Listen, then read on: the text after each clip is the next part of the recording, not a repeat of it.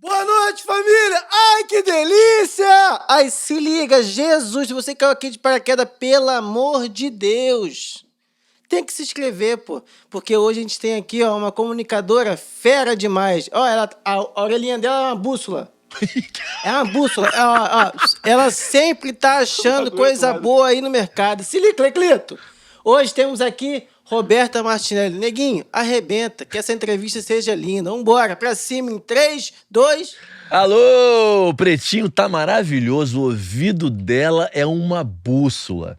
A gente estava conversando aqui um pouquinho antes de começar sobre a importância da curadoria. E o que o Pretinho falou, de certa maneira, faz sentido, né, Roberta? Faz no que muito. você tá fazendo Agora, hoje. daí a minha orelha ser uma uma bússola, eu fiquei assim, nunca tinha ou escutado tal elogio. Muito obrigado, Eu tô viu? feliz. Eu te acompanho de longe há um tempão. Eu também, eu fico vendo essas luzinhas e penso, ai, quando eu vou lá. Tô feliz. Pena que a gente só pode ter 1h30, porque Sim. você tem o lançamento. Eu tenho o lançamento desse do meu livro. Olha, eu não posso vir aqui só falar do livro, porque você tem uma história linda na comunicação e apostando no novo, né? Que eu acho muito legal, assim. Sim, e quando eu comecei falavam pra mim, não vai dar certo. Porque eu nunca esqueço que eu fiz o piloto do que ia ser o Cultura Livre. Eu era estagiária ainda e fiz um piloto e apresentei pra chefia. Aí falaram, Roberta, maravilhoso esse programa, mas não chega até os 68. E aí, isso já se passaram 16 anos, né? A gente já passou de 68 há muitos e muitos anos. Então, eu acho que é isso. A música brasileira é infinita, né? Então, tem trabalho pro resto da vida. O que acontece na tua infância? Porque eu acho que o que a gente tem muito a ver com o que a gente viveu lá atrás, né? Eu sempre faço a pergunta como que a música chegou até ti. Como você é apaixonada por música? Me fala como que foi tua vivência com música novinha, assim. Eu acho engraçado pensar nisso, porque eu não lembro muito de como a música entra na minha infância. Eu lembro muito dos meus pais saírem para jantar e eu ficar selecionando entre os discos deles, né? E colocando na vitrola uma programação para eu fazer um show quando eles chegassem.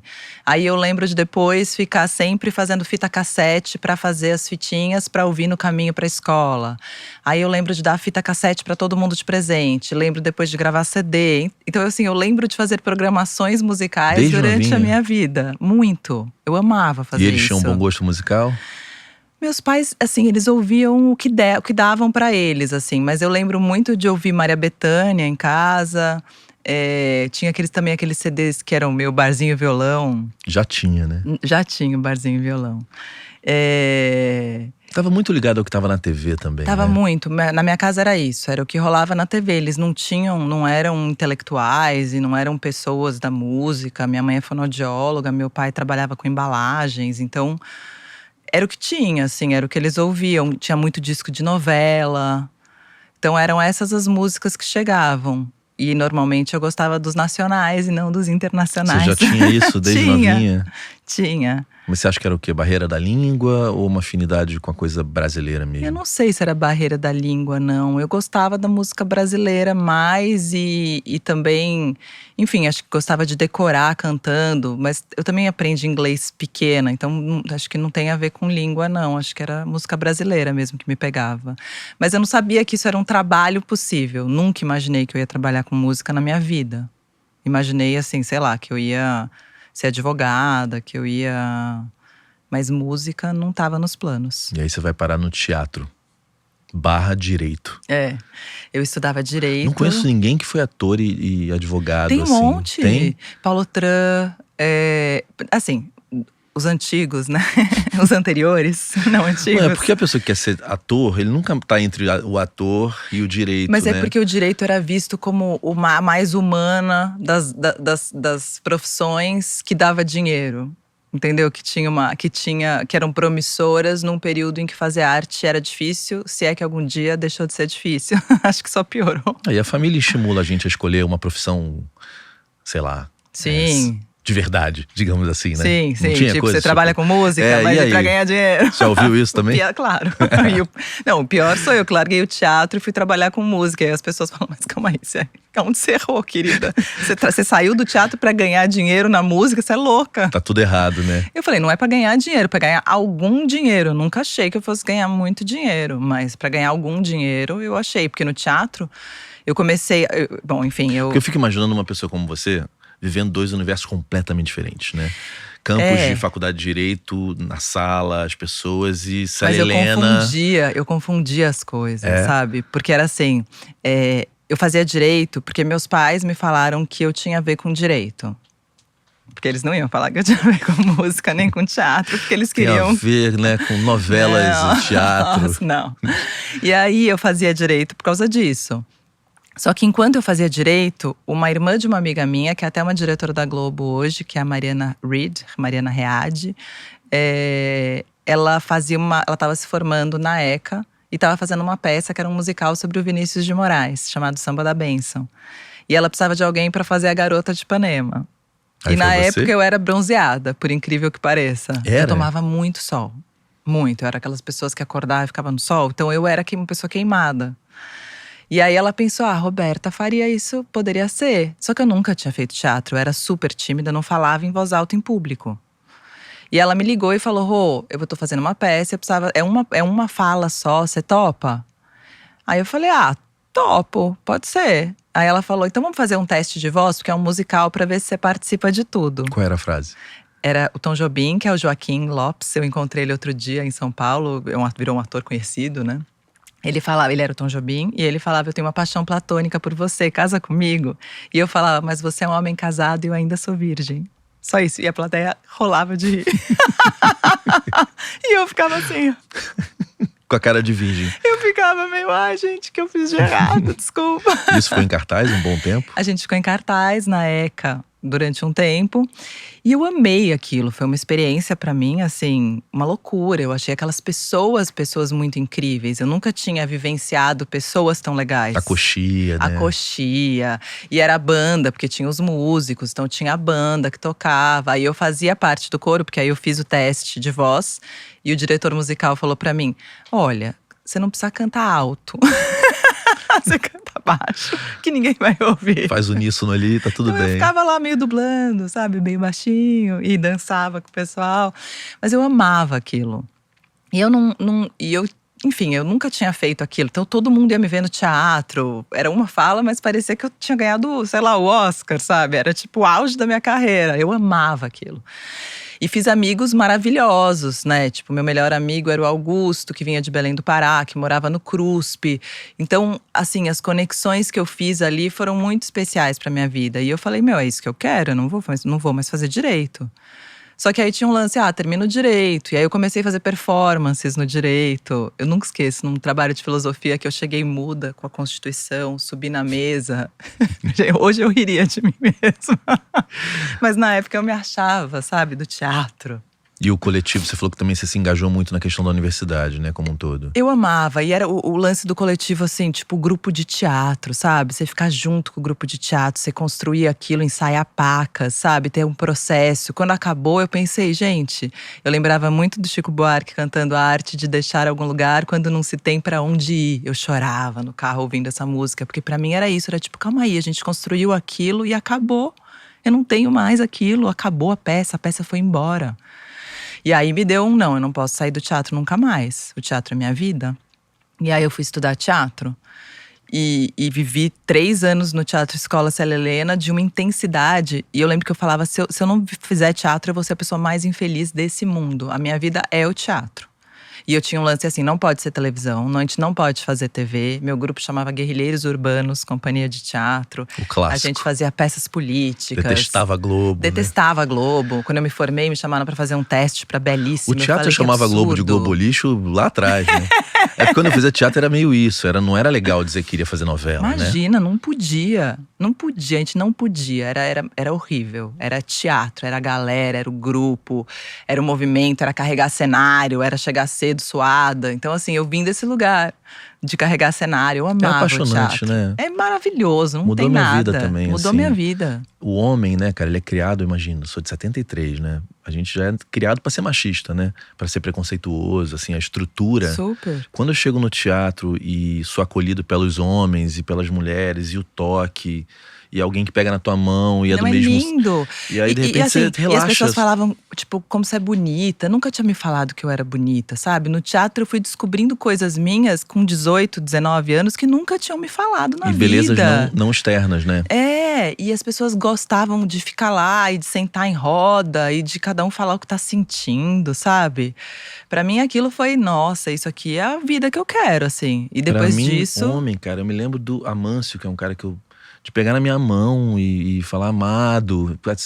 Você não é criado pra isso, né? Não, E aquilo rompeu vários preconceitos e barreiras que pra mim mudaram a minha vida. não, é muito… O teatro é realmente assim… Pra mim o teatro foi a porta de entrada nas artes pra mim. E que mudou minha vida. E eu depois disso falava, todo mundo tem que fazer teatro. Quanto tempo você ficou vendo os dois, Célia Helena e Direito? 3 anos. Nossa, e aí, cara? Como que era sair de um lugar por outro? Era uma loucura, gente. E eu fazia muito questão de ser do teatro no direito, No sabe? direito. Porque aquilo era a minha identidade.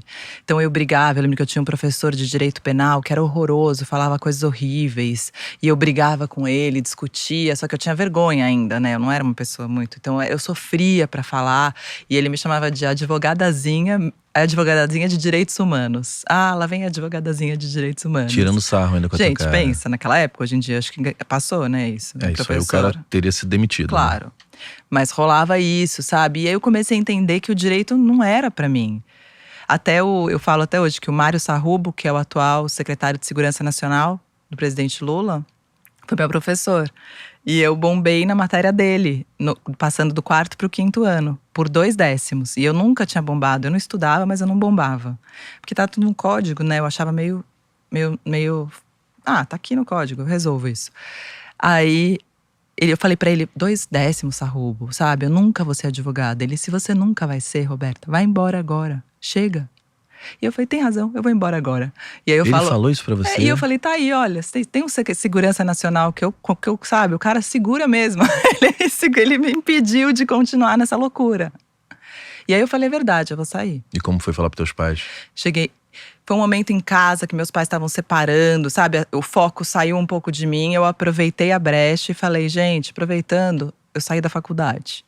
Foi meio assim. Me formei no teatro e saí da faculdade. Mas eles sabiam que você estava fazendo teatro? Sabiam. E aí eu me formei no teatro e aí comecei a…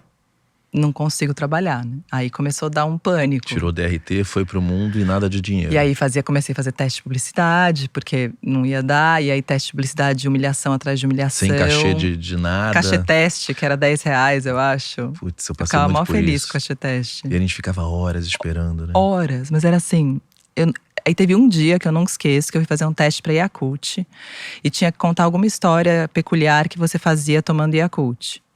E a menina antes de mim, eu tinha ficado lá já 5 horas. E a menina antes de mim falou, eu tomo Yakult no canudinho. Eu corto um canudinho e tomo o Yakult. E todo mundo, que lindo. E eu pensando, gente, corta o canudinho. Quem corta o canudinho? Que louca. Aí chegou a minha vez, aí ele conta uma história. Eu falei, eu tive lombriga o ano passado e eu só tomava Yakult, que falaram que era bom. Meu, ficou um silêncio. Aí eu falei, gente, por que eu tô ficando 5 horas pra fazer um teste de publicidade pra zoar a galera? Eu não vou mais fazer teste de publicidade. Chega, acabou. Ficou todo mundo Não, ficou todo mundo assim, ó, no estúdio. Eu falando que eu tive ascaris lumbricoides, que era verdade. Eu tive lombriga, me falaram pra eu tomar Yakult. Não, quando era criança falavam isso mesmo, né? Era Aí o ficou todo probiótico mundo da assim, época, ó. né? Aí eu falei, gente, eu não tô acreditando que Você eu fiz. fez muitos? Eu peguei um comercial na minha vida, pra você ter ideia. Que eu fazia a feia de um comercial que era de uma dessas lojas grandes. Eu ficava… Ainda bem que não Mas tem no você era YouTube. feia? Eu era feia. A Mas menina quem era bonita? era uma modelaça. Aquele estereótipo da bonita também, Super. né? E aí a gente ficava no elevador. E aí tinha um ventilador que batia. E o cabelo dela voava e o meu não. E eu falava, uau, como seu cabelo voa. E eu cheguei, mó feliz que eu tinha pego uma publicidade na vida. Aí eu cheguei e me falaram, nem precisa maquiar, já pode ir direto. Tu era feia, né? Aí eu fiquei muito xoxada, sabe? Eu falei, não dá, gente. Essa vida é muito ingrata, é muita humilhação. Eu achei muito humilhante, assim. É Eu não muito. quis ser ator, porque uma vez eu tava numa… Eu peguei alguns, tá? Mas eu dei uma sorte que uma era… Putz, esqueci o nome da agência Mercado, agora eu esqueci. Que eram 2 japonesinhas ou chinesas, meio descendentes, né? E eu peguei, o primeiro que eu fiz na vida eu peguei, foi com elas. E sempre que eram elas eu pegava. Ah, Só que- tinha isso. Quando você pegava um, depois você acabava pegando. Exatamente, eu fiz Del Valle, fiz Skol, fiz umas campanhas que teve em recorrência, então tinha segunda temporada. Não, as da escola eram as mais humilhantes pra mim. Então, só que numa dessas, primeiro eu me sentia meio… Eu era já músico.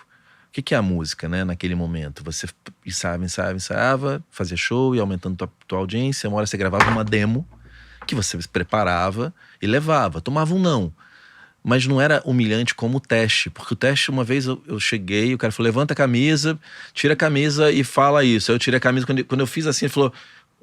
o próximo. É isso, eles não disfarçam que você… Aí assim, eu falei, cara, eu me senti muito É mal. horrível. Eu lembro uma vez que eu fui fazer um e tinha um biquíni, só que não servia em mim o biquíni, porque ele era muito pequeno. E eu tive que ir com o biquíni meio saindo, assim, meio… O que é aquilo, E gente? aí quando você fez assim, É, tipo, tchau, não. é meio um bicho, né? É.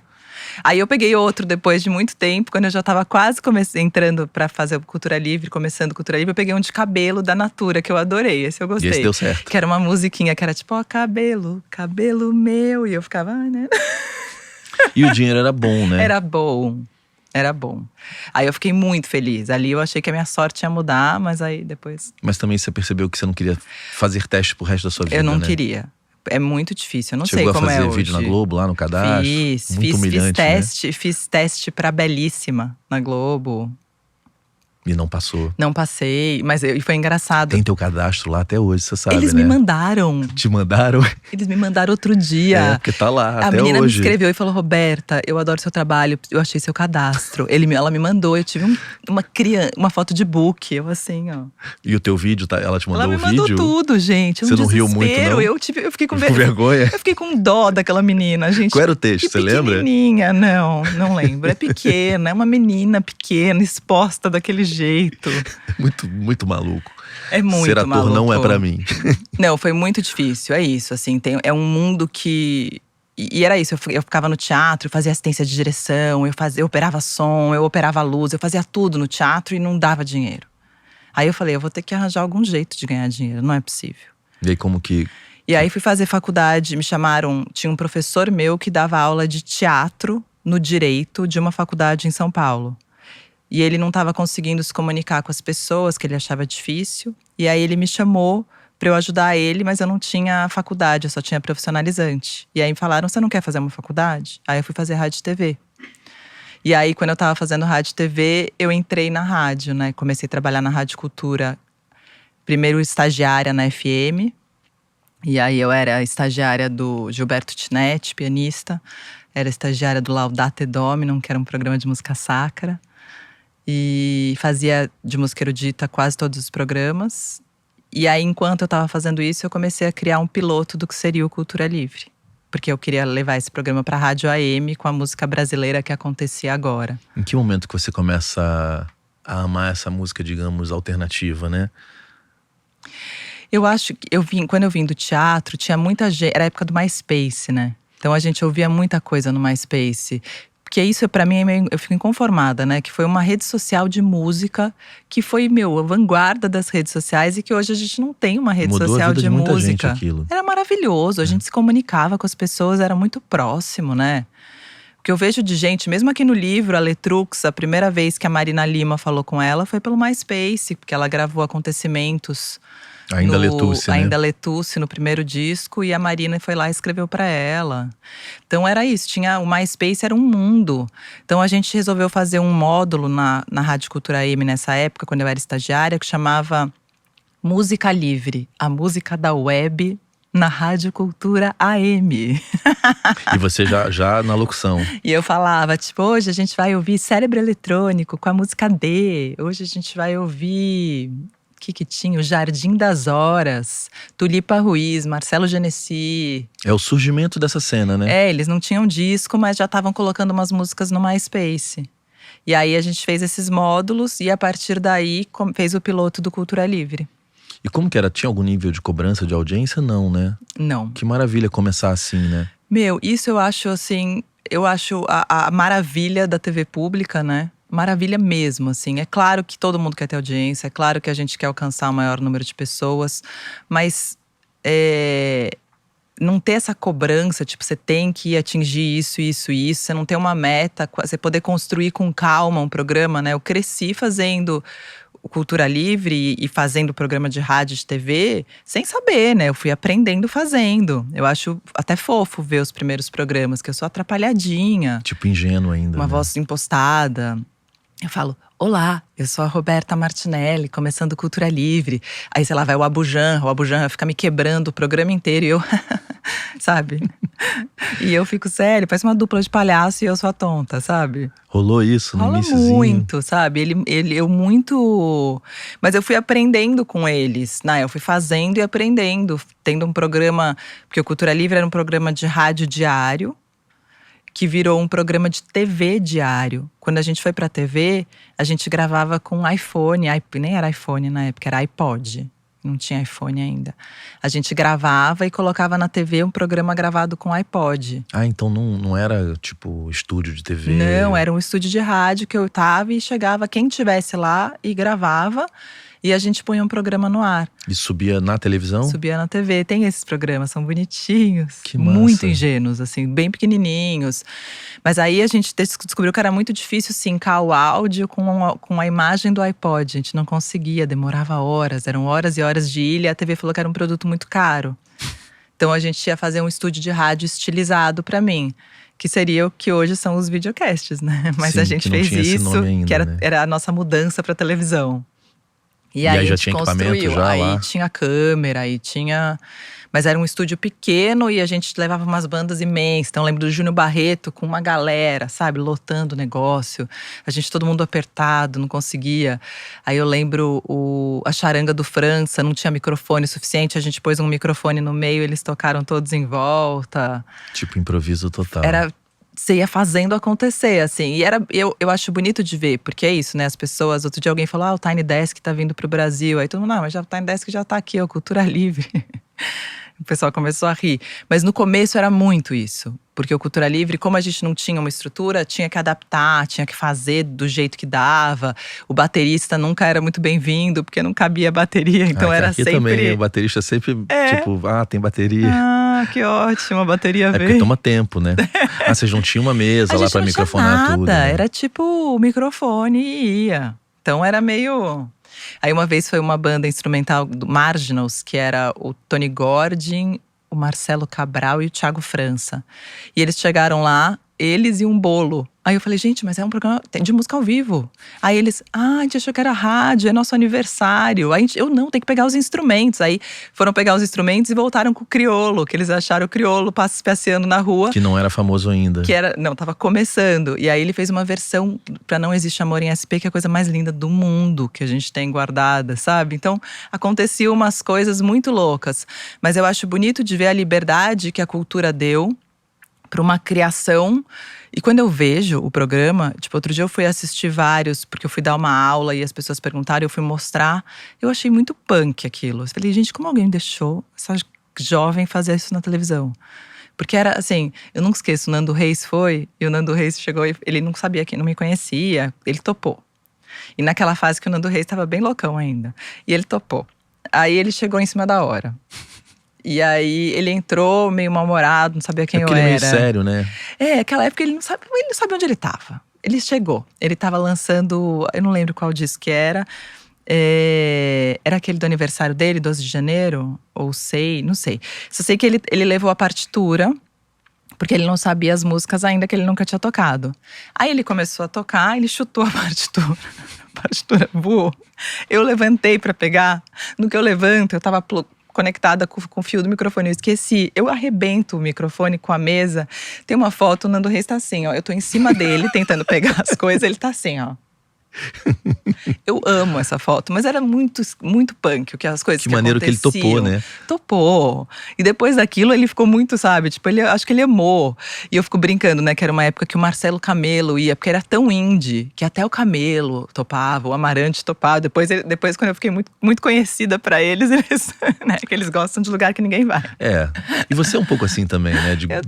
O que acontece quando uma coisa que você descobriu fica muito famosa? Você entra em conflito? Eu não entro em conflito, mas eu acho a maioria que fica famosa esquece de nós, né? É. Eu acho. Eu lembro que o Fernando Faro, eu peguei o Faro, né, na TV Cultura há muito tempo. O Fernando Faro fazia o ensaio e foi um grande mestre. E ele amava Cultura Livre, ele ia assistir. Ele tinha uma coisa meio tipo, uau, a Roberta tá fazendo alguma coisa parecida com o que eu já fiz. Ele tinha uma coisa fofa comigo. E eu lembro que ele falava, que eu falava, Baixo, o Chico Buarque não vem mais. Aí ele falava, o Chico Buarque é muito grande, Baixo, ele não vem mais. Aí eu, mas ele tinha que vir, ele é seu amigo. Eu tinha uma coisa assim. Então, às vezes, quando o artista fica muito grande e tipo, eu convido e ele não topa, eu tenho uma sensação, eu sei que é horrível e até egoísta, assim, mas eu tenho uma sensação de tipo, poxa, sabe? Antes ele vinha, né? A gente podia estar juntos nessa, sabe? Fez parte da história. Tem muitos que vêm. E tem muitos grandes que vêm. Por exemplo, a Elza Soares fez um especial de fim de ano que eu acho muito bonito, porque ela valoriza, não é o meu trabalho que ela tá valorizando, ela tá valorizando uma cena inteira de música, né? Ela tá falando, nesse programa vai gente que eu acredito. Então, ela aí é muito importante para chegar uma pessoa nova lá e ela conecta pessoas. Então, eu acho bonito isso, eu fico mais… Mas eu gosto quando ficam famosos.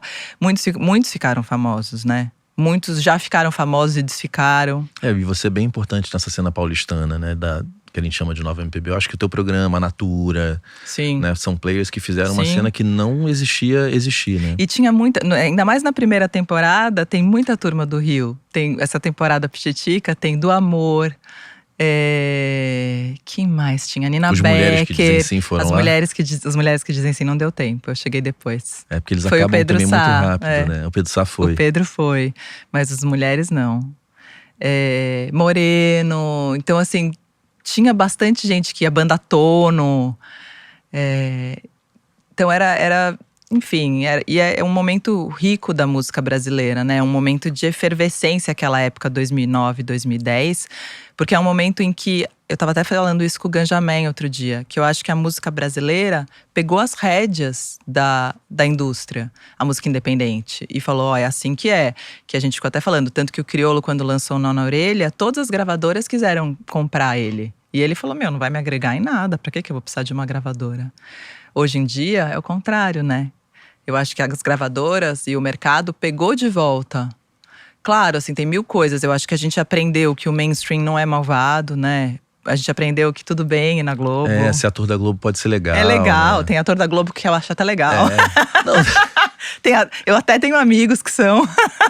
O engraçado são os amigos que eram do teatro, que daqui a pouco estavam na Globo e aí você falava, cara, jovens, né? Total. Nós jovens, a gente tem essas coisas, né? Total. A Letícia Novaes, a Letrux, fez fez a Paraguaia numa novela E tá América. E ela fez o Qualquer Gato Vira-Lata com a Cléo Pires. Os inteligentes entenderam que você fazer a Globo permitia você fazer tua peça de teatro raiz e ter público, né? Basicamente, os inteligentes entenderam rápido. Não, eu vou ali, faço a novela e encho o meu teatro Total. Independente, né? É que o problema, e eu acho que sempre isso, o problema não era fazer a Globo, né? O problema era ser a Globo. Beijo, Globo, te amo. Adoraria fazer a Globo hoje em dia, mas… E era engraçado quando os meus amigos e amigas saíam da Globo pra Record e você nunca mais ouvia falar deles, né? Você fala, onde é que eu nunca mais estiver, que eu tô lá na Record. Eu vi uma entrevista, mas acho que do Alexandre Frota, que é? Falando isso? Ele falando muito maravilhoso. Ele, você fazia a Globo, você fazia uma pontinha no Globo Rural, todo mundo te via. Aí você ia depois pra não sei aonde, ficava, e aí, não vai fazer mais nada, não sei o quê. Aí você entendeu que não dava, gente. Você tem essa ambição de parar? Porque assim, eu tava vendo… eu queria ter um programa com uma puta audiência. Eu tava vendo o Bial, domingo agora, cara, vai ter um evento incrível, né? Ano que vem em São Paulo. Que seria o South by Southwest no Brasil, mas aí acabou não sendo. E o Rafael Lazzarini trouxe o CEO que saiu, que montou o South by e agora saiu, para o evento. Vai ser uma SPB2, acho que é isso. E o lançamento foi domingo. Aquele que apareceu o Bial com… Eu vi. E aí, cara, eu senti a respiração do Bial muito ofegante, ele andando e falando com aquele cara que é um crânio que escreveu Homo Sapiens, eu vi no Stories. E eu fiquei falando, cara, quem vai substituir o Bial, né? Porque assim, os nossos gênios estão assim, no fim, né, das suas histórias, né? estão mais frágeis, não vão fazer isso por mais de 20 anos. O que E eu acho que vai ter lugar para pessoas como você, entendeu? O que, assim, é um espaço que por muitos anos eu falei que eu não queria, né? Porque eu era uma jovem rebelde.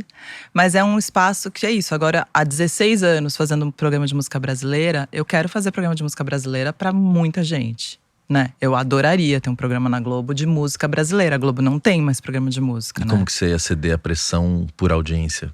Porque quando você tá numa Globo, por mais que você… Eu acho que o dia que você parar numa Globo, eu acho que tem toda a possibilidade. Vou falar, não, gente, sem esse negócio de audiência, isso é só last season. A gente tem que ceder, né? Mas é louco o lance da audiência. Isso era uma discussão que eu tinha, eu nunca esqueço. Quando eu comecei a fazer o Cultura Livre, eu tinha me chamaram tipo um mestre, um tutor, que era o Cal Hamburger. E eu lembro na primeira reunião que o Cal veio com umas ideias, não sei o que lá. E eu falei, Cal, isso não vai trazer audiência. Eu tinha 27 anos, né? E falei alguma coisa. O Cal, ele me falou disso outro dia. Ele falou, eu achei aquilo. Eu falei, nossa, que menininha descarada, sabe? Mas ele falou, mas você tinha super razão no que você estava falando, Roberta. Muito mais do que eu tinha. E naquele momento eu entendi que você sabia o que você estava fazendo. Eu acho que a audiência não está diretamente ligada a você levar um artista gigante.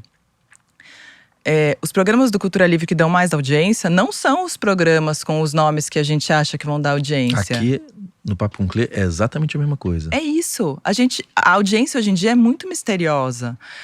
Então, assim, eu acho que poderia existir essa conversa, mas eu não sei se eles sabem e se eles têm essa matemática exata. E eu duvido que tenham, senão estariam com produtos, eu acho, mais diferentes hoje em dia. Mas eu acho que não tá bem por aí. Então eu acho que hoje em dia é diferente esse papo. Porque, poxa, eu adoraria fazer um programa da Anitta com o Tim Bernardes. Poder sabe? juntar essas… Juntar uma galera e fazer umas coisas, uns encontros inusitados, sabe? Ou até uns encontros… Enfim, acho que seria legal pra música. E eu acho que tem feito falta na televisão programa de música brasileira. O Cultura Livre acho que é um dos poucos programas hoje de música brasileira com banda tocando. E passando na TV, Passando né? na TV, que a banda vai lá e toca uma música inteira. Pra quem não é de São Paulo, é possível assistir? Sim, YouTube tem todos os programas Na TV desde a cabo o primeiro. A TV Cultura chegou no Rio, né? Chegou. Teve até uma campanha agora que tinha o Biscoito Globo junto com a TV Cultura. E não você sei tem qual é noção o de canal. quantos espectadores tem, assim, num programa com audiência mais alta? Vocês têm essa medição? A gente tem, é isso. Mas não pauta o programa, 2 né? pontos de audiência. Pô, não mas é gente passa pra disso. caramba, né? Mas é gente pra caramba. E a gente, assim, que descobre e que não descobriria, sabe? Então, assim, eu recebo mensagens, sei lá, de pessoas que descobriram bandas que eu achei que todo mundo conhecesse, sabe? Então, isso é muito legal. Cada artista que vai, outro dia eu levei a banda Pluma e a quantidade de mensagens que eu recebi de gente que conheceu eles que não fazia ideia do que era, porque é isso também, o Brasil tem uma coisa muito problemática na música, que a gente é um país gigantesco e é muito difícil uma banda circular. Então um show que é lançado em São Paulo, um show que é lançado em Belém, um show que é lançado no Rio, ele para ir pro outro estado é uma grana gigantesca de passagem. Gigantesco. Eu ainda vou falar mais, às vezes circular dentro de São Paulo já é difícil. Já é difícil. Tem bandas que não conseguem sair dali, né? Pra ir pro interior. É isso, é muito caro. Então, o Cultura Livre chega antes, né? O show chega antes. Então, é um jeito de você levar também esse show. É isso, é claro, ele é menor, são algumas músicas, né? Um formato normalmente mais reduzido pra viabilizar, né? Mas eu acho que ele permite a circulação numa indústria que tá precisando circular mesmo. É muito difícil. O que você aprendeu como apresentador, assim, nesses últimos… Que você falou que… 16 anos de Cultura anos, Livre. Pra quem não ia passar do programa 86, né? Tô há 16 anos. Outro dia eu fiz um programa com o Tó Brandleone e um cara escreveu: gente, mas eu vejo essa apresentadora desde que eu sou pequeno. Ela não envelhece? E sim, eu envelheço, tô cheia de cabelo branco. Mas eu aprendi muita coisa. Eu acho… O que eu mais aprendi, que eu acho que foi uma mudança muito importante, que tem a ver com essa juventude revolucionária que passa, não a revolucionária que luta contra o sistema passa, você começa a querer entrar no sistema Sim, pra entrar nessa brechinha e… sim. Tipo, oi sistema, tem um espacinho pra mim aí que eu consigo fazer coisas legais.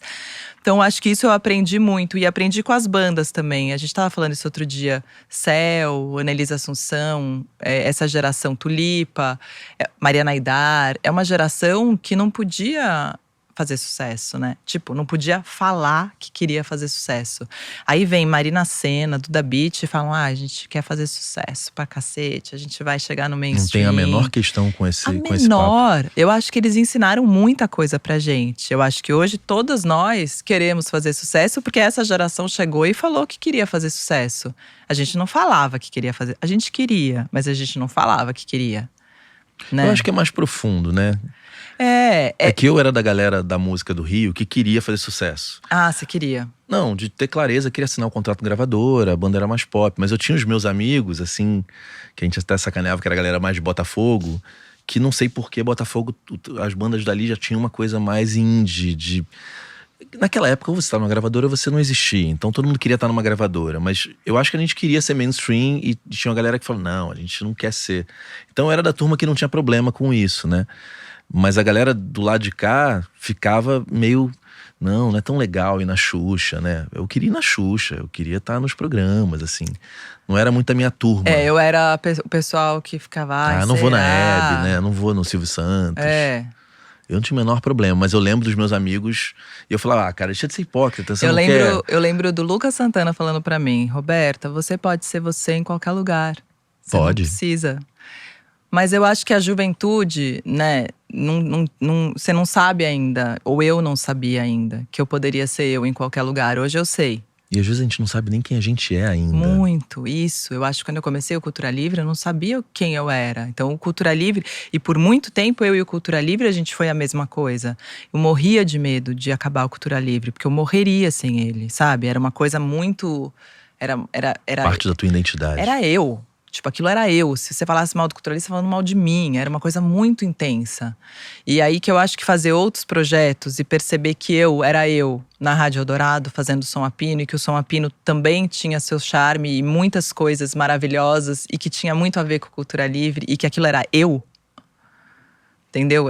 Que aquilo ia estar comigo. Sabe quando você muda de casa e você fala: putz, mas essa casa era foda. Aí você muda de casa e fala: meu, essa também é. Porque as coisas que tinham que eram foda. Muda um pouco quem você é nesses dois programas, assim, na maneira de apresentar? Eu acho que não. Não.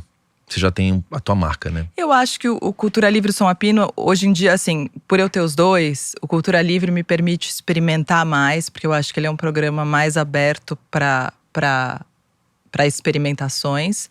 E o Som a Pino é um programa que eu mesclo mais, porque ele é um programa de rádio, então eu tenho convidados, eu toco música pop, eu misturo, né? Eu coloco uma música que ninguém conhece, mas logo depois coloco um hit para as pessoas cantarem. Você aprendeu a ter essa medida, né? Sim. Então eu acho que isso, lá na Rádio Eldorado, me fez muito bem e me abriu um novo mundo. Foi difícil para você? Reunião comercial, tentar entender que tinha metas? Não, mas eles foram muito legais. Porque eu lembro quando o Emanuel Bonfim, que é o diretor artístico, quando ele assumiu a rádio, a primeira coisa que ele falou: eu quero trazer a Roberta. E aí ele me escreveu. E eu lembro quando ele me escreveu, ele me escreveu assim: queria conversar com você. Aí eu pensei: deve ser pra fazer uma locução. Nunca é coisa legal, né? É sempre tipo, faz uma locução falando ecologia. Aí, mas não, era uma coisa legal. Você acha que é um grande projeto, é um nada. Só vem aquilo lá pra… Não, mas era um grande projeto. Ele falou: eu quero que você tenha um programa diário de música brasileira na Rádio Eldorado. No horário nobre, que é 12:00. E eu falei: uau, de novo, né? Porque eu tinha feito rádio AM 7 anos. Fazia 2 anos que eu tava sem fazer rádio todo dia. Eu falei: de novo, rádio todo dia? Será que eu aguento, né? E ele falou: não, tem que ser todo dia pra mudar realmente o modo de ouvir música das pessoas. Aí eu falei: tá, mas eu tenho liberdade total. Ele: liberdade total, você faz o que você quiser, você tem 1 hora de programa. E aí eu falei: tá, vamos. Então, assim, já muda a negociação, porque já tem uma Roberta adulta que entende que as coisas podem não ser tão livres. Então eu já chego falando: eu quero ser livre. E ele fala: beleza, você vai ser livre. E o Som a Pino vai fazer 10 anos no ano que vem.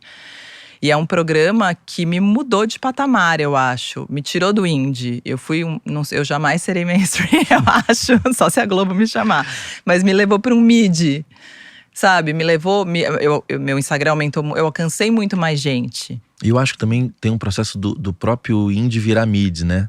Também. Que eu acho que o Spotify fez isso, né? Sim, Que a sim. gente tem, E eu fui junto. sei lá, esse tamanho do criolo, da Tulipa, e de todos esses, não existia 30 anos atrás. Ou Sim. você era grande ou você era fracassado, né? Sim, total. Hoje a gente tem uma, tipo, sei lá, quando você vai no Rock the Mountain, onde a Roberta Sá… É uma turma que é no meio mesmo, né? Sim. E tem cachê legal e que tem repercussão, né? Roda o Brasil, mas não é isso. mainstream, né? Não é E mainstream. você meio virou um E é pouco a muito representante difícil, dessa né? galera pra mim. Sim. Eu entrei total nessa galera. E é engraçado, porque quando eu comecei a fazer o Cultura Livre, eu lembro que tinha muitos chefes que falavam: isso não dá, tem que trazer o Paralamas. E eu falava: não, Paralamas não. E eu até brinco com eles, porque aí eu gravei um documentário com eles pra Disney, que foi maravilhoso. Eu me apaixonei, me auto-intitulo uma quinta Paralama. Eu apaixonada por eles, e eu fico: gente, mas vocês não querem vir no Cultura Livre? Eles ficam: não, agora a gente não vai, Ah, Roberta, que legal. chega. Não é pra… não, Cultura Livre não. Não, é uma banda com uma trajetória linda, né, cara? Não, eles são maravilhosos. Não, e conviver com Paralamas, pra mim, foi um ensinamento da vida, assim. Eu me apaixonei por eles. Eu não conheço o Bi, nem o Herbert. Quem veio aqui foi o Barone. O Barone é um amor de pessoa, né? É um amor, mas eles três e o Zé Forte são os 4 caras preciosos da música brasileira. A relação entre eles e a amizade que eles têm e aquela vida toda, assim, é inacreditável. É inacreditável. O Bi, a gente gravou nesse documentário que tá na Disney. É maravilhoso. Depois se chama Bios, Vidas que Marcaram a Sua. E era pandemia e eu passei uns dias com eles aqui no Rio. E aí eu fui pro sítio do Bi em Mendes. E a família do Bi já tem a música da vovó Ondina, né? Sim. Que a vovó Ondina é gente fina, mas a família do Bi tem um museu dos Paralamas lá. Porque lá, assim, tem… É assustador. É uma casa-museu. É tudo. Só tem. Tem os primeiros cartazes, tem fotos, tem tudo. Tem tudo.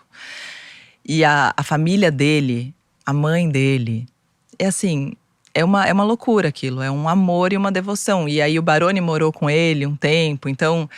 Eles são os meninos, né? A dona Luciana. Aí eles fizeram um show em São Paulo, no Allianz, lotado. E ela tava lá. Você tava também lá? Fui.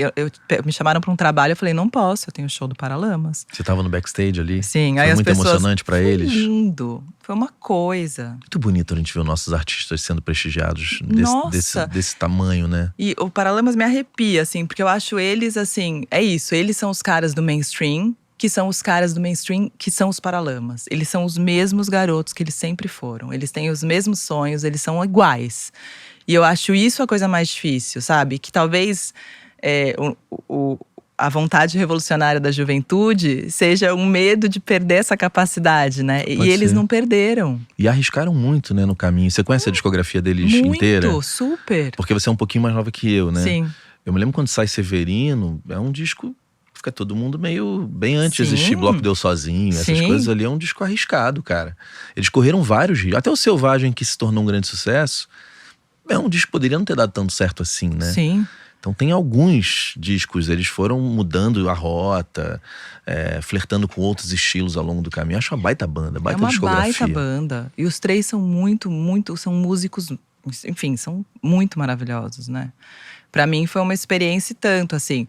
Mas é isso, eu acho que talvez o mainstream, ele não é assustador se você souber quem você é. É meio isso, né? Eu acho que o lugar mais legal pra se estar é no midstream. É um programa que te chamam pra falar desse lugar, né? Porque tem sempre gente nova chegando ali, porque uns saem do midstream e vão pro mainstream, né? Sei lá, Lineker, foi bonito ver. Rápido, né? Rápido, né? Os últimos 2, 3 anos Foi. foi impressionante. Marina Sena, você acompanha ela desde a banda anterior? A Marina Sena, ela foi no Som a Pino, a entrevista que ela me dá é 1 minuto antes da decolagem, juro. Foi tipo, Marina, ela fala assim, é tão honesta, é uma coisa assim, tipo, Roberta… Falando sobre capital cultural, sobre quem ela é no mundo, sobre nunca ter assistido Glauber Rocha, não saber o que é Deus e o Diabo na Terra do Sol.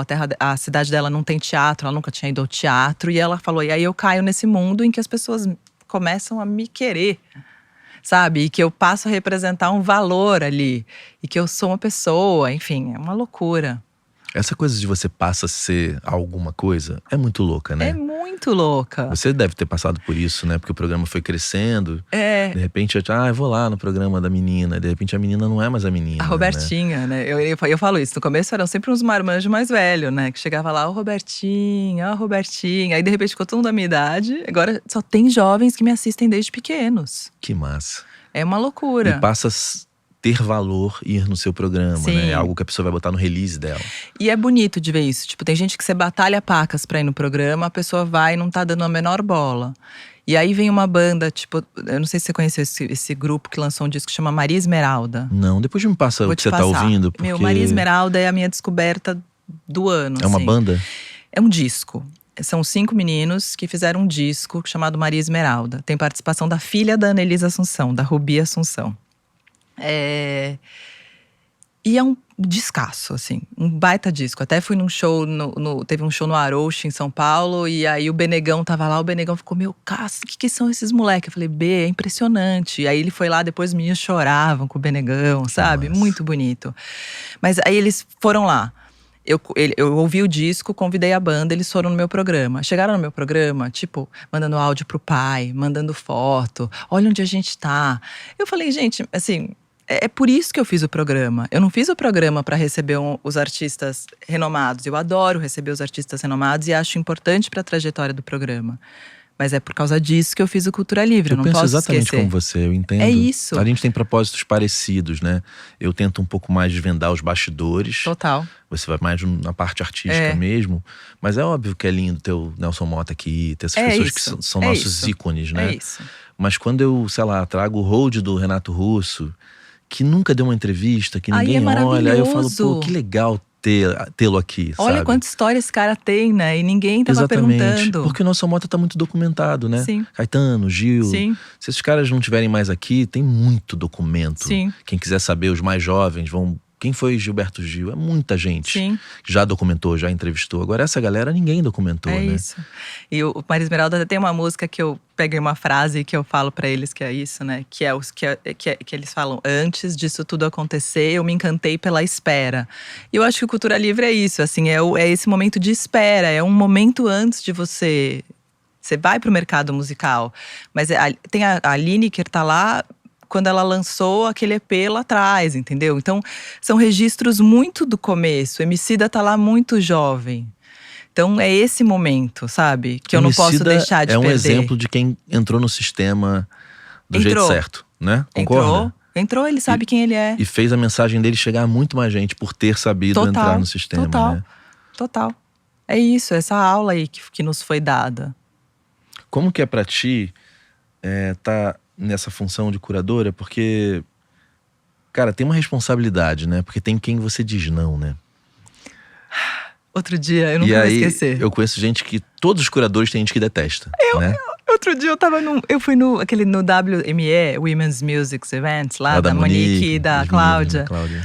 E aí sentei numa mesa, aí na mesa tinha uma artista que eu nunca tinha levado. Aí eu falei, ixi, olha a mesa.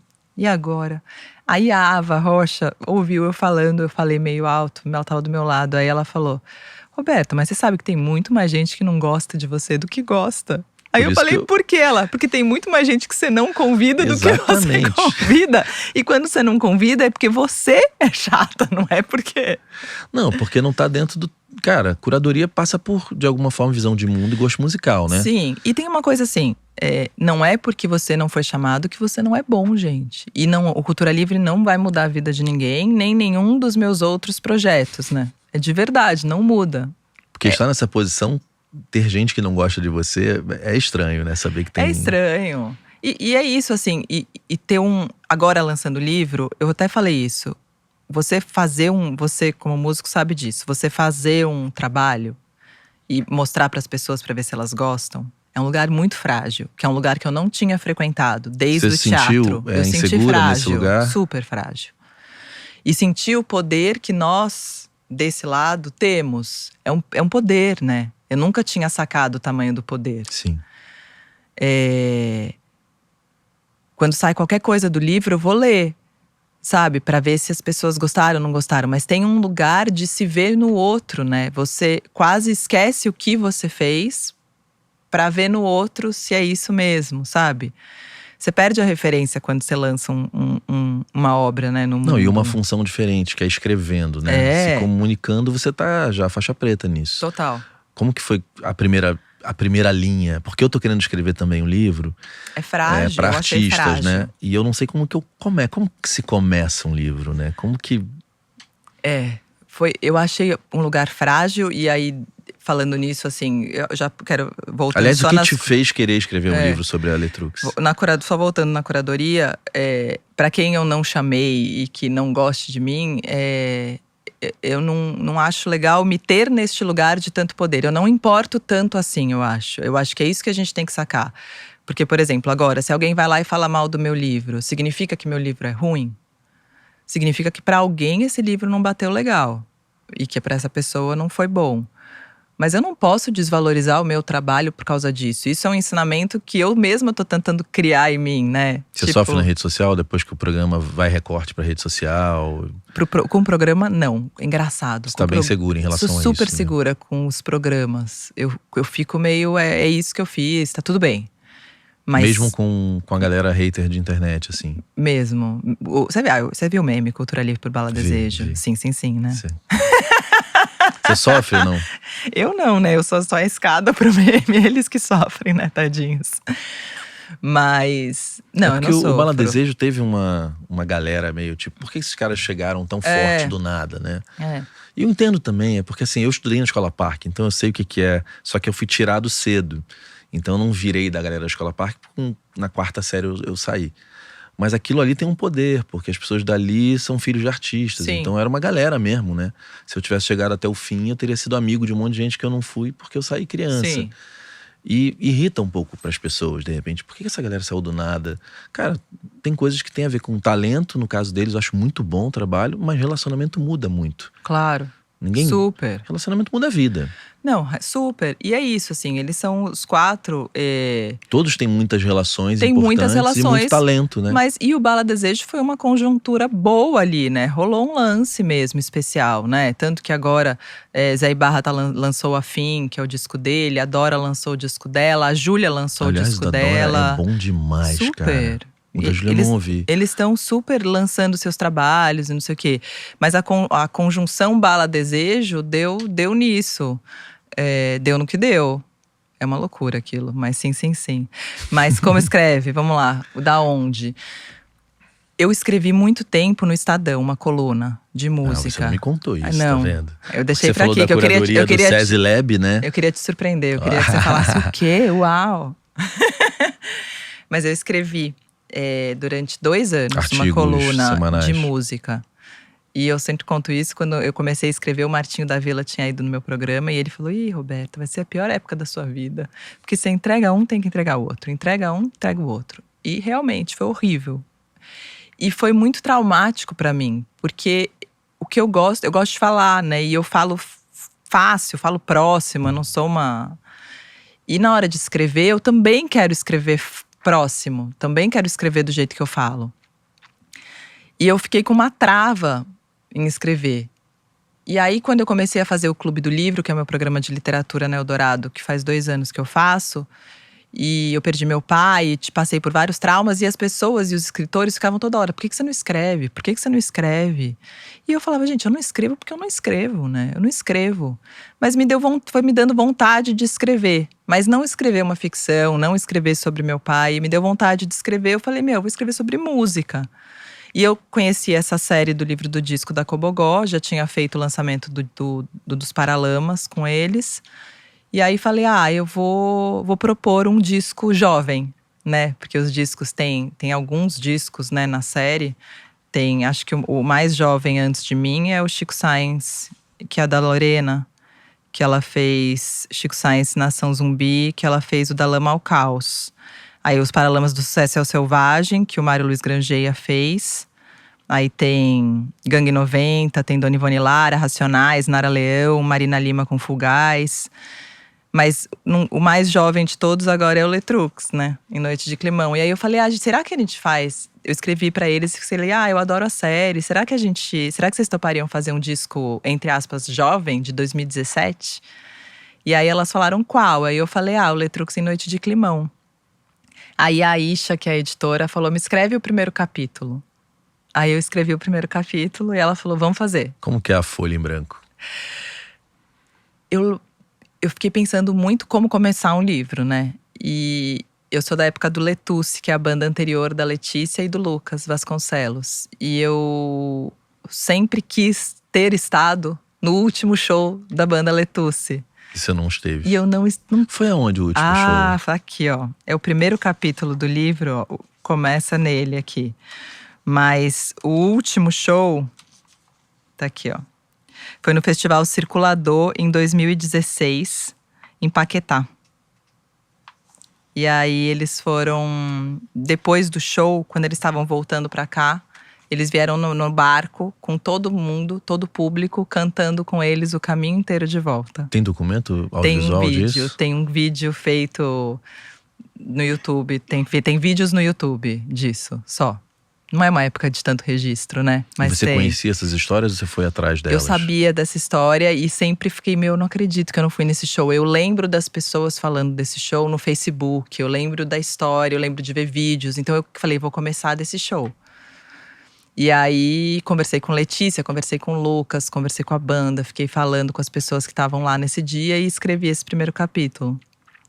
E pra mim, o lance da Letrux em Noite de Climão é muito simbólico e muito bonito, porque é uma virada de carreira muito importante pra Letícia. E é uma virada de carreira de momento de música brasileira também, que eu acho que é um momento muito mais favorável também quando ela chega. E o Letrux, favorável entre aspas, né? É pós-golpe da Dilma, a gente tá num momento caótico politicamente, mas ela chega com um disco vermelho.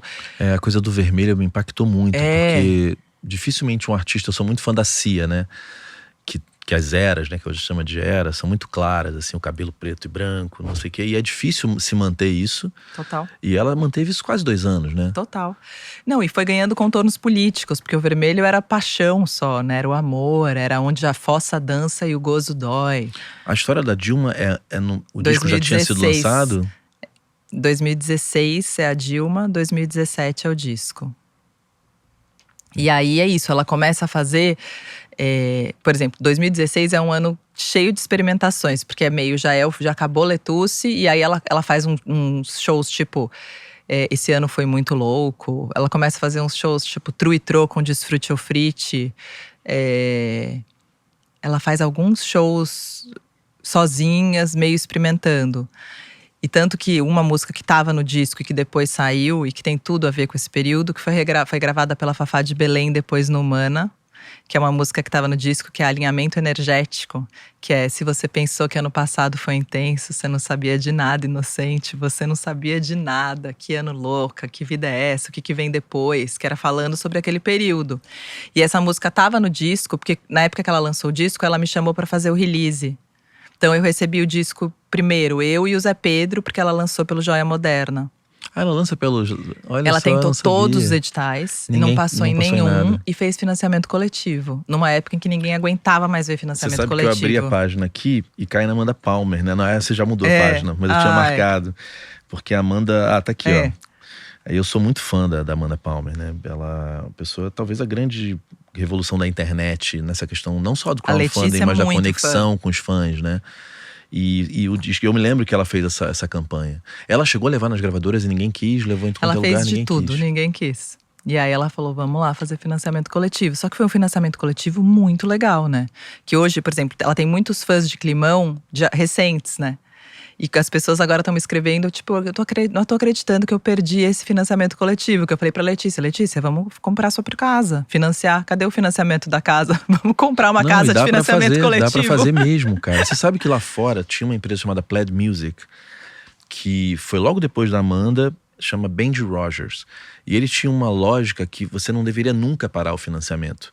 Ele começa pro disco, depois ele vira turnê, depois o pré do disco, disco… Porque, na verdade, é uma maneira que o fã tem de se conectar na medida que você pensa essa conexão e esses… Que aqui ficou com uma conotação de pedir esmola. Lá fora era tipo, cara, você vai ter acesso a algo incrível que só você vai ter nesse instante. Eu não tô te pedindo nada. Não, e o dela era incrível, era piquenique. Ela foi na casa de não sei quantos fãs fazer show com violão. Ela fez mapa astral, eu comprei um mapa astral. Ela foi na minha casa fazer meu mapa astral uma noite em São Paulo. Ela deve ter se inspirado muito na Amanda, né? A Amanda tinha visitar a galeria de arte, né? Ela amava a Amanda. Foi ela que me indicou o livro da Amanda, Arte Você de leu? Pedir. Li.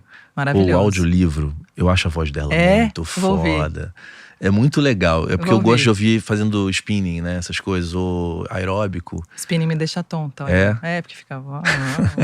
Mas Mas no aeróbico dá pra fazer. ouvindo. Vou fazer Cara, é isso. maravilhoso o audiobook, você vai amar. Prepare-se pra esses stories, tá? Tá. Eu, Você viu Arte de Pedir no TED, que é a palestra dela? Não, vou ver. Não Cara, vi. é muito foda. Eu só li o livro. A palestra fala do tempo que ela era estátua, né? Que ela fazia, que ela fala também no livro, né? Que ela ali se conectou com seu fã, coisa do direct fan, que ela fala muito, né? E que eu acho que o Climão tem isso muito. É isso. O Climão, a Letícia vive esse momento muito… É um momento muito especial pra ela.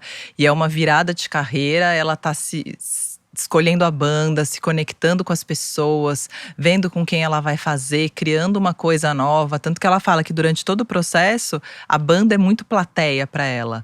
Que ela vai sacando a força das músicas na reação da banda, porque ela não conhecia ainda muito eles. Então eles vão se conectando durante. A banda era um trio, né?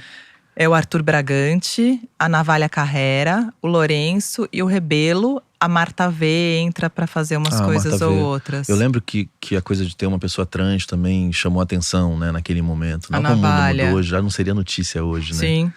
Sim, e não é no disco, né? A Navalha já é a Navalha. Desde exatamente. o começo. Mas era falado, né? Na Sim. cena, assim, olha que legal. E o que me impactou muito, eu lembro, é que quando a Letícia foi fazer esse show em São Paulo, porque ela faz a estreia aqui no Rio, e até a matéria no Globo eu amo, porque é com vovó Régia na plateia, Letrux faz estreia. Que ela falou que era num teatro pequeno, na Tijuca. Então ela falou, era uma coisa muito em casa. Não dava pra sacar se tinha alguma coisa especial naquele disco. Ela falou, mas quando eu cheguei em São Paulo, no Centro Cultural São Paulo, lotado, com todas as pessoas cantando a música, com o disco lançado há 20 dias… Eu falei, não, alguma coisa tá acontecendo O aqui. que você acha? Você como jornalista / audiência? Aquele dia dava pra sacar que tinha magia ali. Tipo, esse disco deu muito certo. E no disco, o que você como Quando a Letícia me jornalista mandou… / fã? Porque você é fã também, né? Super. Quando a Letícia me mandou o disco, eu fiquei meio… Eu ouvi aquilo e falei, meu, isso com certeza… A primeira música é Bota na tua cabeça que isso aqui vai render, Sim. né? Isso aqui com certeza vai render, sem dúvida. Você sacou? Sim, eu saquei. Eu ouvi o disco, eu lembro do Pedro, meu companheiro, chegar em casa e eu falar, meu, Letícia fez um baita disco, ela vai bombar. Aí ele ouviu e curtiu também. Também. Eu acho que a Letícia tem um lance com as palavras, ela tem um jeito de pensar fora da caixa, um jeito peculiar, que no Letúcia parecia muito, mas era mais indie na relação, no amor, aquelas coisas. E eu acho que também aqui eles fazem já numa pegada mais pop, mas com essas letras. Mas o que é, né? A Letícia pegou um momento todo, assim, é o visual, é quem eles são, né? Eu lembro a Letícia entrando e a galera gritando um monte de coisa, de um jeito que nunca tinham gritado pra ela, né? Ela é uma figura ímpar, né? Ela é maravilhosa. Ela fez um show aqui, talvez ela nem lembre, eu não sei nem se tem isso gravado.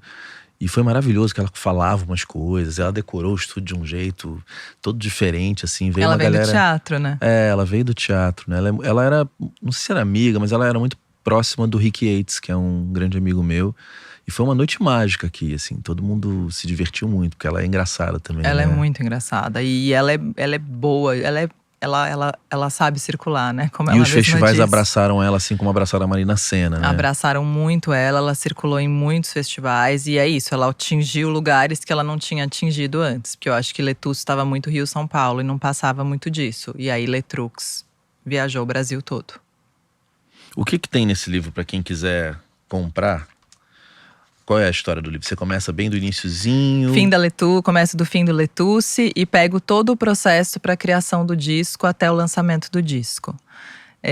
Aí tem a repercussão do disco, faixa a faixa, contando a história de cada música. Cada música também, eu tô vendo aqui.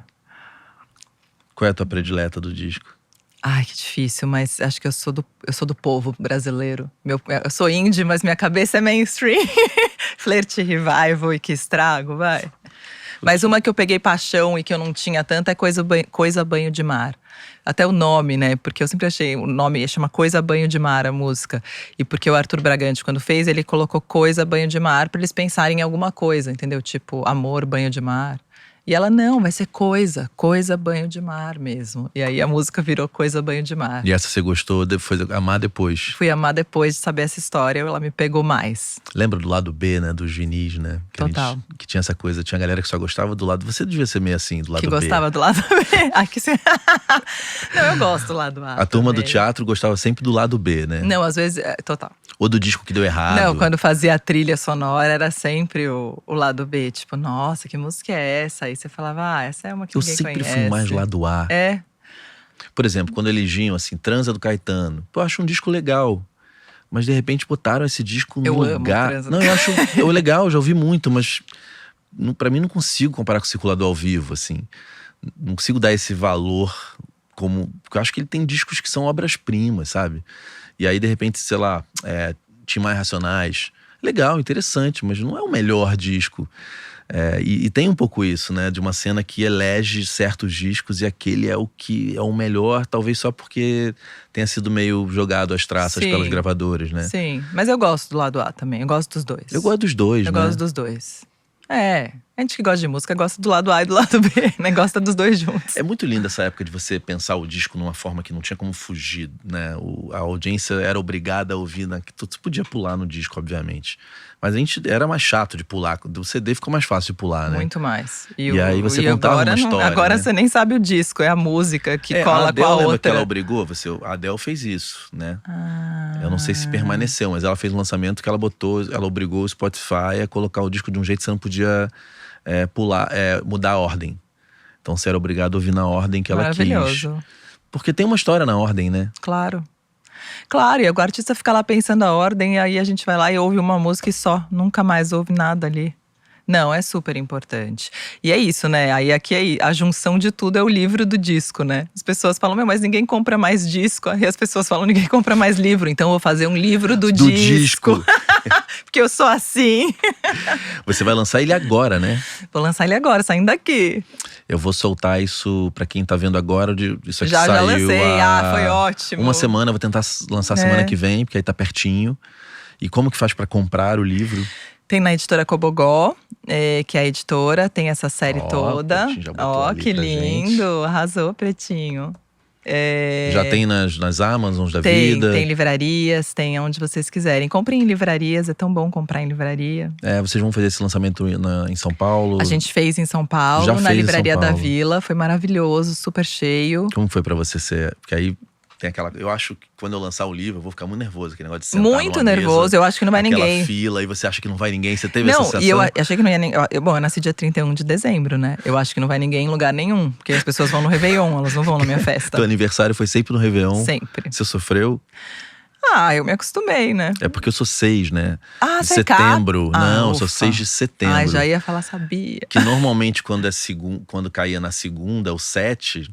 Era Aí é impossível. feriado. Ninguém ia no meu aniversário. Tá, mas o meu, ninguém vai mesmo, porque tem um tal de Réveillon que as pessoas vão no Réveillon, né? Você fazia o quê? Você não fazia festa? Eu nunca fiz festa. Eu criei tudo esse projeto pra ter festa. E você ganhava o presente um só também, né? Só. Nossa, que tristeza pra criança. É muito… É barra. No Natal, olha… Aí isso depois aqui… você vira workaholic. Por isso que os capricornianos são workaholics. Porque eles não só ganham um presente, não tem aniversário. Aí eles fazem tudo isso de projeto pra tentar ganhar parabéns das pessoas. Eu sou um virginiano, não é um capricorniano.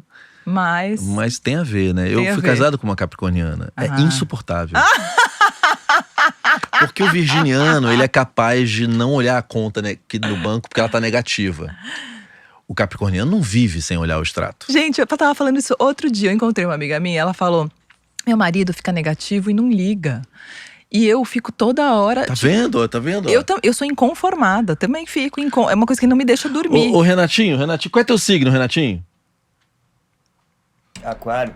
Você consegue sobreviver com a conta negativa, Renatinho? Só sei viver assim. Maravilhoso. Não, a gente é daqueles que vai no banco pra sacar o dinheiro, bota a senha, torcendo pra ter dinheiro, entendeu? Nossa, gente, eu não, eu sou assim, ó. Eu tenho a conta jurídica e a conta física, né? Então no negativo você não fica. Não, opa, se fico. Mas aí as da jurídica eu passo pra física. Aí às vezes tá assim, ó, tipo, eu vou ficar R$2 negativa. Aí eu fico… Aí a da jurídica tá com 18, porque só pra caso caia alguma coisa, Aí você não joga ficar. 2. Aí eu jogo 2 pra não ficar. E eu fico assim, ó. Eu fico louca. Uma coisa me tira o sono. Você não consegue não saber, né? O quê? Mas nunca. Pô, Renatinha, ela não ia… Cara, tem uma galera, amigo, que a gente brinca, né? Que assim, cara, o chupa-cabra, né? Você joga o dinheiro. Não, era pra ter jogado na outra, que essa aqui… Não, gente, Você não eu sobrevive sofro. assim, né? Ah, eu sofro muito. Cara, eu fui casado com a capricorniana e eu me lembro que era foda. Porque ela já tava sofrendo que a peça ia acabar. É isso. E o que ela ia fazer ano que vem quando a peça acabasse? Eu falei, Gente, pra vir pra cá, pro lançamento agora, eu já tô sofrendo há não sei quantos dias com medo de não ter ninguém, entendeu? Eu sofro por tudo. Aí eu tenho medo de avião, aí eu sofro. Você vai fazer São Paulo, vai fazer BH também? Eu fiz São Paulo e Rio, aí agora a gente tá vendo data em Fortaleza e BH, e Brasília. Curitiba também, eu acho que ela tem uma galera ali, né? Eu quero fazer em todos os lugares. Mas a Letícia tá lançando um livro também, que chama Brincadeiras à Parte. Tô louca pra ler, porque ela é maravilhosa escrevendo. Se a gente tivesse se conhecido antes, a gente poderia ter combinado ter feito o lançamento, um especial aqui com ela cantando com pocket, todo mundo sentadinho no chão. Próximo livro que eu fizer vamos agora. Pensar em fazer isso juntos? Vamos. E quando você quiser que vamos. alguém venha aqui também, me fala, assim, a casa tá aberta pra você, viu? Tá. Agora eu vou voltar toda hora, eu adorei. É, porque vai ter outros projetos, né? É isso, eu vou fazer projeto, é pra te avisar pra vir aqui. Poxa, eu queria ficar horas com você, mas você tem que ir. Tenho, porque tem trânsito aqui, né? Rio de Janeiro, São Paulo não, né? Não, São Paulo é de boa. Tudo bem, mas você vai sair aqui do Leblon É que eu tenho que me vestir de vermelho às ainda. 6 da tarde pra ir pra Botafogo, é praticamente o trânsito de São Paulo. É? É, porque é um horário complexo. É bom que me dá uma sensação de casa. Mas é que São Paulo tem trânsito até no sábado, né? Então a cidade… Mas eu acho que São Paulo tem um jeito de desviar. Aqui Rio não tem. Então, esse é o problema. Não tem um quadrado não aqui. Não tem. O quadrado cai no mar, cai na Então, lagoa, que bate aí na… aqui você tem que ficar. Isso que me dá aflição. Dá claustrofobia até. Dá, não dá? Você tem que ficar, não tem jeito. São Paulo, você fica as pessoas com vira. Você sabe que depois que eu passei a andar de Uber, eu já não sei mais onde eu tô em São Paulo. Porque eles vão segundo o Waze, né? Então os caminhos são os mais malucos. Eu nunca sei onde eu tô. É isso. Porque eles passam em qualquer mini ruazinha. Aquela rua isso. que era tranquila, que você comprou um apartamento e falou, aqui não passa ninguém. Depois O do Waze. Waze… O Waze acabou com todos os Com todo empreendimentos. Vem cá, se você pudesse voltar aqui na Roberta novinha, pra dar um conselho com a experiência que você acumulou hoje, pudesse meio de volta para o futuro, vai lá atrás, conta uma historinha pra você mesma que fosse facilitar a tua trajetória, você diria o que pra ela? Pra não sofrer tanto, que tem coisas tão legais que acontecem, sabe? Eu amo o que eu faço, eu amo trabalhar com música, eu amo os encontros que a música proporciona. Eu acho que a Roberta que se encantou lá atrás pelos coletivos, é isso que eu busco na música, é isso que eu vivencio, porque eu acho que a música tem esse poder coletivo muito grande com as pessoas. Então, acho que eu só diria pra não sofrer tanto.